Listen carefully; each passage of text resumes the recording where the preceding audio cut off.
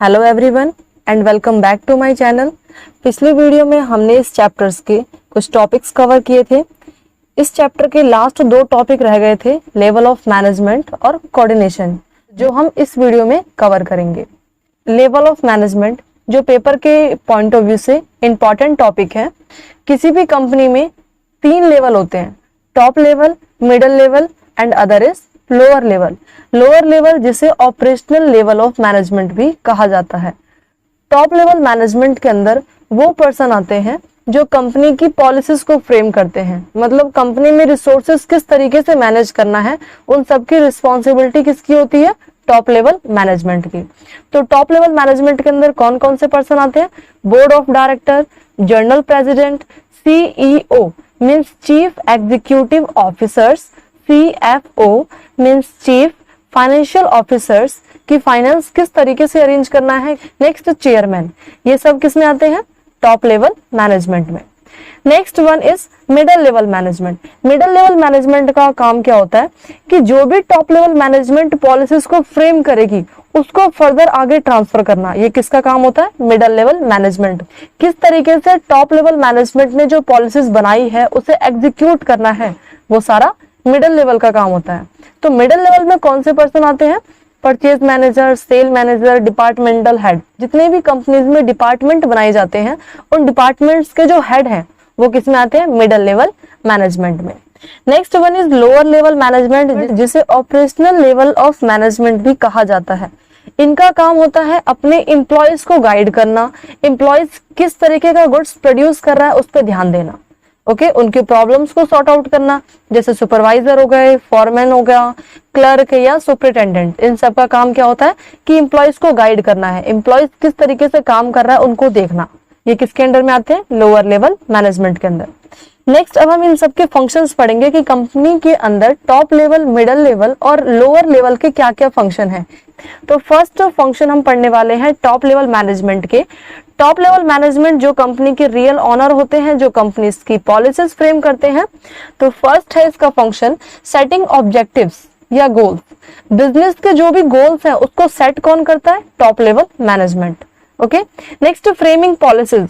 Companies के अंदर जो गोल्स को अचीव करने के लिए जो पॉलिसीज फ्रेम की जाती है वो भी टॉप लेवल मैनेजमेंट ही फ्रेम करता है कि किस तरीके से अपने गोल को अचीव करना है, क्या क्या एक्टिविटीज परफॉर्म करनी है। Next assembling resources.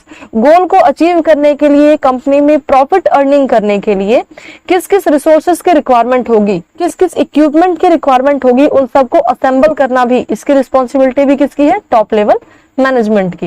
नेक्स्ट आता है वेलफेयर ऑफ ऑर्गेनाइजेशन। अपनी कंपनी की अर्निंग को कैसे इंप्रूव किया जाए, इन सब की रिस्पॉन्सिबिलिटी किसकी होती है? टॉप लेवल मैनेजमेंट की। नेक्स्ट हम डिस्कस करेंगे मिडिल लेवल मैनेजमेंट के क्या क्या फंक्शन है। टॉप लेवल मैनेजमेंट ने जितने भी पॉलिसीज फ्रेम की है उन सबको आगे एग्जीक्यूट करने का काम किसका होता है? मिडिल लेवल मैनेजमेंट का। तो फर्स्ट फंक्शन है मिडिल लेवल का कंपनी के अंदर इंटरप्रिटेशन ऑफ पॉलिसीज। जितनी भी पॉलिसीज टॉप लेवल ने बनाई है उनको इंटरप्रेट करना, फर्दर आगे लोअर लेवल तक पहुंचाना, किसका काम है? मिडिल लेवल का। Second one is recruitment and selection of employees. कितने एम्प्लॉयज को सिलेक्ट करना है, कितने एम्प्लॉयज को हटाना है, ये सारा काम किसका होता है? मिडिल लेवल मैनेजमेंट का। Next organising departmental activity.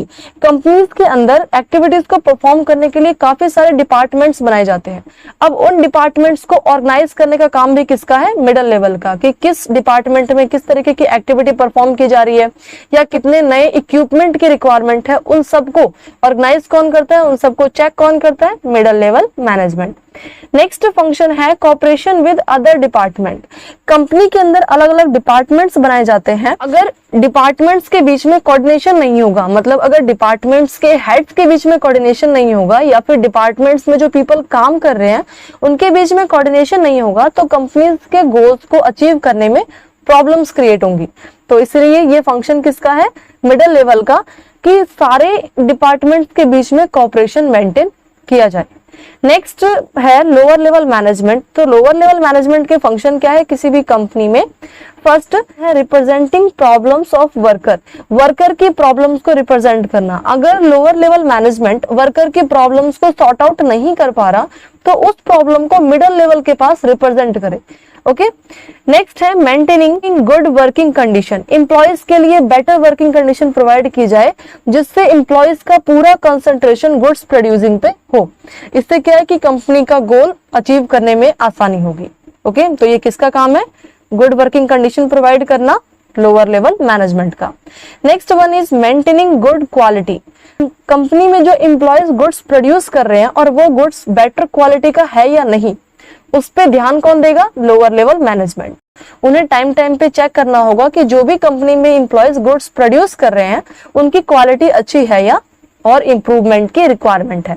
Next है मिनिमाइजिंग वेस्टेज, कंपनी में जो भी रॉ मटेरियल आ रहा है गुड्स प्रोड्यूसिंग के लिए उसका बेटर यूटिलाइजेशन हो पा रहा है या नहीं, ये चेक करना भी लोअर लेवल मैनेजमेंट का ही काम होता है। नेक्स्ट हम डिस्कस करेंगे कोऑर्डिनेशन। कोऑर्डिनेशन का मतलब क्या होता है कि पीपल्स के बीच में अंडरस्टैंडिंग हो, उनके बीच में लड़ाई ना हो, इसको हम क्या कहते हैं? कोऑर्डिनेशन। तो इसकी डेफिनेशन क्या दी गई है? Coordination is the process of integrate the objectives and activities of separate units of an organisation to achieve of goals. Coordination का मतलब क्या है कि मिलके किसी भी ऑब्जेक्टिव को अचीव करने के लिए काम करना। कोऑर्डिनेशन जो है कंपनी के गोल्स को अचीव करने में हेल्प करता है।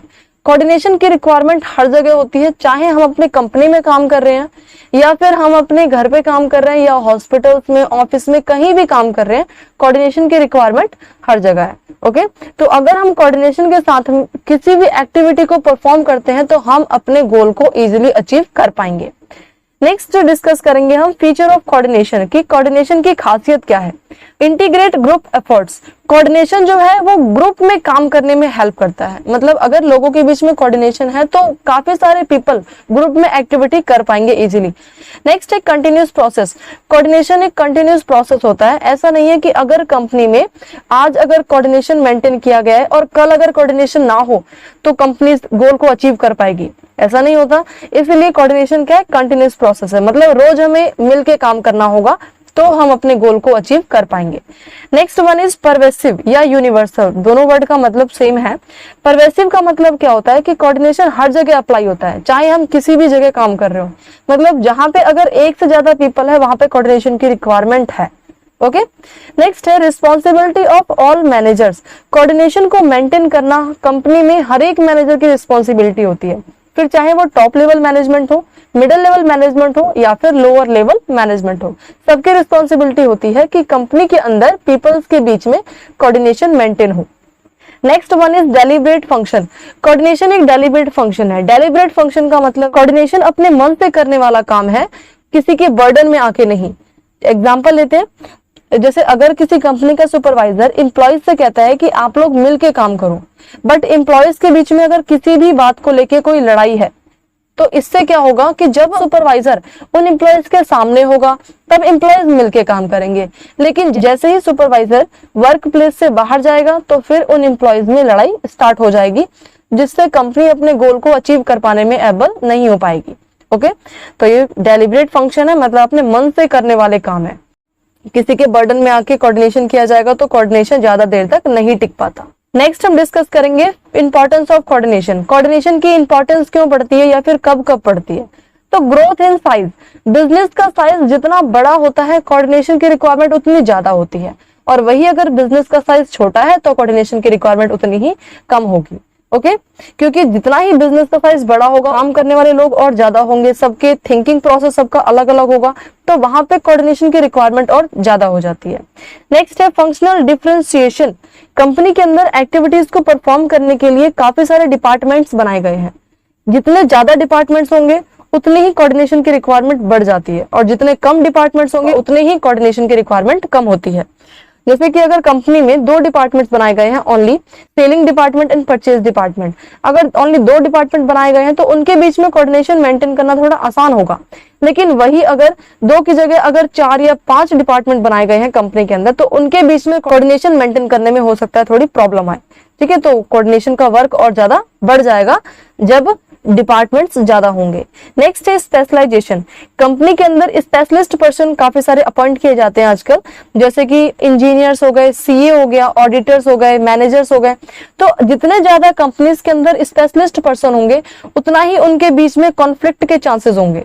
इसके लिए हमें क्या करना पड़ेगा, उनके बीच में कोऑर्डिनेशन मेंटेन करके रखना पड़ेगा, जिससे उनके बीच में कोई कॉन्फ्लिक्ट ना हो, कंपनी का काम स्मूथली हो और कंपनी अपने गोल को इजीली अचीव कर पाए।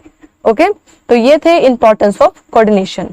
आज का हमारा topic level of management and coordination cover हो चुका है। नेक्स्ट वीडियो में हम मिलते हैं नेक्स्ट टॉपिक के साथ।